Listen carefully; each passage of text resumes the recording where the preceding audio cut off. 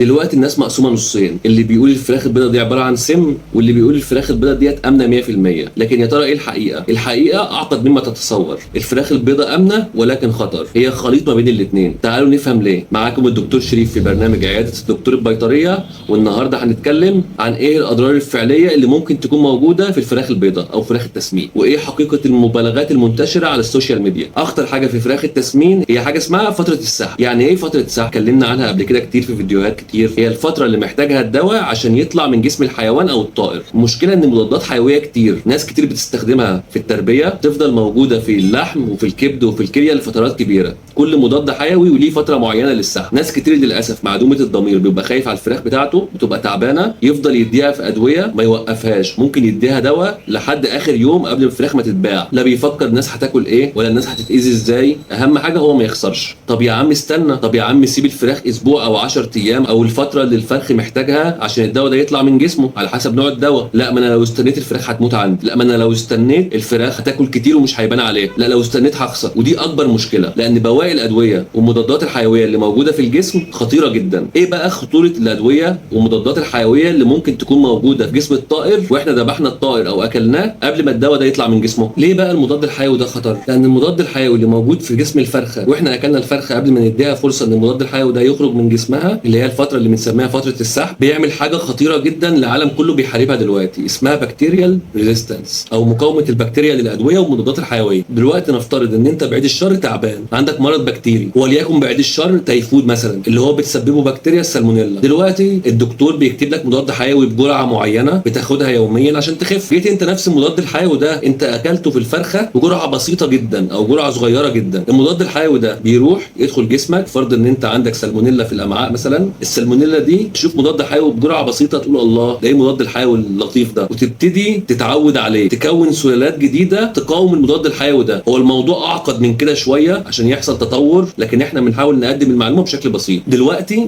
هيطلع لي نوع جديد من السالمونيلا مقاوم للمضاد الحيوي ده، تبتدي تتكاثر وتنتشر. يجي واحد تاني يتعب يجي له المرض، نديله المضاد الحيوي ده بالجرعه المظبوطه ما يجيبش نتيجه. ليه؟ لان السلاله دي بقت مقاومه للمضاد الحيوي ده. وده للاسف اللي ظهر خلال السنين اللي فاتت، لقوا ان في انواع بكتيريا مقاومه لاكثر من 90% من المضادات الحيويه اللي احنا اخترعناها في البشريه. احنا طلع عندنا بكتيريا بتقاوم كل المضادات الحيويه، بتقاومها كلها حرفيا. الحمد لله ان البكتيريا دي ما انتشرتش، لكن دي بكتيريا حرفيا ملهاش مضاد حيوي بيموتها. لسه بقى حلني على ما نخترع لها مضاد حيوي جديد او نطور لها مضاد حيوي جديد يعرف يموتها. ده اول ضرر ممكن يحصل من بواقي الادويه او بواقي المضادات الحيويه اللي ممكن تكون موجوده في الفرخه. تاني ضرر ممكن يحصل ايه؟ الحساسيه. انت مش كتير جدا تسمع ان فلان اخذ مضاد حيوي وبعيد الشر مات بعد ما اخده، او جاله حساسيه بعدها ودخل المستشفى والحمد لله لحقوه؟ ما هو ممكن الشخص اللي عنده حساسيه من المضاد الحيوي ده لو اكله في الفرخه هيحصل له نفس المشكله دي، لان هو جسمه حساس من النوع ده من المضاد الحيوي. ثالث مشكله وهي اضطراب الميكروبيوتا او بكتيريا الامعاء. من كام حلقه كده كنا منزلين حلقه اسمها حبايه مضاد حيوي ممكن تجيب لك اكتئاب، بتشرح اهميه البكتيريا النافعه اللي موجوده في الامعاء. فدلوقتي برضو نفس الفرخه اللي انت بتاكلها ممكن يبقى فيها بواقي ادويه ومضادات حيويه تعمل اضطراب في البكتيريا النافعه دي، بتعمل لك مشاكل في القولون. وعشان كده على فكره ناس كتير جدا من اللي اتبعوا نظام الدكتور ضياء العوضي، نظام الطيبات، لما بطلوا الفراخ فعلا ارتاحوا والقولون بتاعهم بقى كويس. المشكله مش في الفراخ نفسها والله،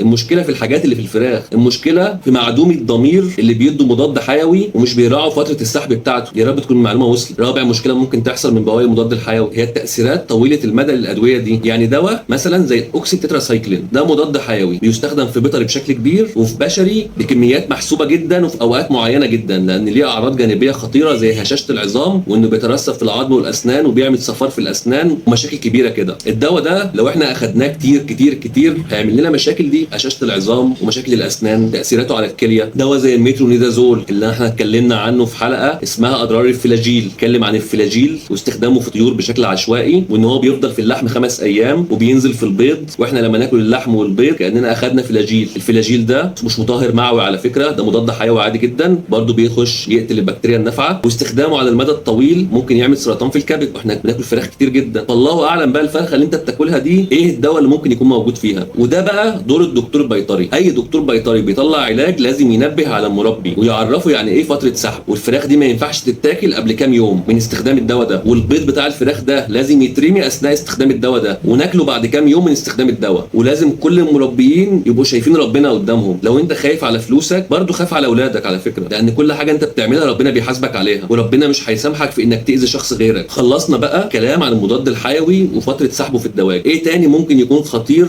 غير المضاد الحيوي وفتره السحب؟ الخطير بقى الفراخ اللي ما بتاخدش دواء خالص. يا فرحتي، شايفك بقى اللي بتكتب كومنت وبتقولي طب احنا بنربي الفراخ في البيت ومش بنديها اي ادويه خالص، معنى كده ان انا اكل الفراخ وانا مطمن مش قلقان من وجود اي مضاد حيوي موجود في جسم الفرخه ممكن يأذيني ويأثر عليا؟ لا، انا عاوزك تقلق، انا جاي ابوظ فرحتك دي. ده اللي خلى الدكتور ضياء العوض الله يرحمه يتريق على نفس الكومنت ده. ليه الفراخ اللي مش واخده اي ادويه خالص ممكن تبقى خطيره؟ اتكلمنا عن حاجه زي دي في حلقه قبل كده اسمها الكبده المسمومه، وقبلها حلقه اسمها يعني ايه سموم فطريه. باختصار كده للي مش حابب يسمع الحلقه كامله، السموم الفطريه دي بتتكون ازاي؟ لو سبت حته عيش مبلوله شويه او مرطبه كام يوم مش بيتكون عليها عفن خبز، ده نوع من انواع الفطريات. زيه بقى بالظبط بيتكون في كل الحبوب، شويه العدس المتخزنين، شويه الرز، شويه الفول اللي انت مخزنهم في بيتك وقافل عليهم كويس، ممكن يتكون جواهم فطريات وتنتج السموم دي. ما بالك بقى الفول الصويا والذره اللي احنا بنستورده او بنخزنه، بيبقى جاي في كونتينرات في البحر واصل له رطوبه، بيتخزن في المينا فترات لحد ما يطلع واصل له رطوبه، بيتخزن في المصنع العلف فتره واصل له رطوبه، بيتكون جواه فطريات. الفطريات دي بتطلع السموم الفطريه اللي انا قلت لكم عليها دي، زي الافلاتوكسينز والاوكراتوكسينز والزيرالينون. دي سموم بتدخل جسم الطائر، غير انها بتدمر مناعته وبتجيب له امراض كتير اتكلمنا عنها بالتفصيل في حلقه يعني ايه سموم فطريه. لكن السموم دي بتتراكم في جسم الطائر، بتتراكم في الكبد، واوقات كتير بتنزل في البيض اللي انت بتاكله وفرحان ان الفرخه مش واخده علاج. السموم دي لما بتدخل جسم الانسان بتدمر المناعه وبتتراكم في الكبد، وبعيد الشر بتسبب سرطانات. تبقى الكبده قدامك لونها طبيعي وريحتها طبيعيه لكن فيها نسبه سموم. اوقات لما نسبه السموم ترتفع جدا بتغير لون الكبد شويه للاصفر او الاخضر، بيبقى ريحته زفره، بس ده على مستويات عاليه جدا من السموم. لكن في اوقات كتير بيبقى فيها نسبه سموم والكبده شكلها طبيعي جدا. تحتاج اختبارات صعبه جدا عشان نعرف السموم دي. فما تفرحش قوي انك بتربي فراخ ما بتاخدش علاج، لا، اكد على والدتك انها تجيب مضاد سموم بانتظام للطيور بتاعتكم عشان تعرف تاكل طيور سليمه وكبده سليمه وبيض سليم. معنى كده ان الخطوره اللي في الفراخ البيضاء مش من الادويه بس او فتره سحب الادويه، لا، دي كمان مع قله الادويه. الاثنين خطر. بعد ما شرحنا كل اللي شرحناه ده لازم نكون عمليين بقى ونفكر بشكل علمي. الفراخ البيضاء نفسها بتسبب سرطان؟ لا. الفراخ البيضاء نفسها هي اللي بتتعب القولون؟ لا. الفراخ البيضاء نفسها هي اللي بتدمر المناعه؟ لا. كل ده نتيجه ايه؟ بواقي المضادات الحيويه اللي موجوده عشان ما راعيناش فتره السحب بتاعت المضاد الحيوي، السموم الفطريه اللي موجوده، بلس ايه بقى؟ طريقه الطبخ نفسها. فراخ البروست يا جماعه، انت بتجيب فراخ متبله تنقعها في زيت مهدرج مستخدم كذا مره، مليان مركبات كيميائيه مسرطنه، بتجيب الفراخ تشويها لحد ما تحرقها عشان يبقى طعمها حلو ومقرمش. الحرق ده بيكون مركبات زي ال HCA وال PAHs ومرتبطه بزياده المخاطر الصحيه للانسان. الخلاصه فراخ التسمين او الفراخ البيضاء لا هي ملاك ولا هي شيطان. الفراخ دي انقذت العالم من مجاعه بروتين كان ممكن تحصل بعد الحرب العالميه الثانيه، لما العالم كان متدمر اقتصاديا وفي ازمه كبيره في اللحوم مع زياده التعداد السكاني، كان ممكن كلنا يحصل لنا مجاعه ان احنا مش لاقيين لحمه ناكلها. هي انقذتنا من المجاعه دي ووفرت مصدر رخيص وسهل للبروتين وبقى متوفر قدام الكل. الفكره كلها ان الفرخ ده اتربى صح عشان ما يبقاش في منه مخاطر او خوف. يا رب المعلومه تكون وصلت وقدرت اوصل لكم المعلومه بشكل بسيط. كان معاكم الدكتور شريف في برنامج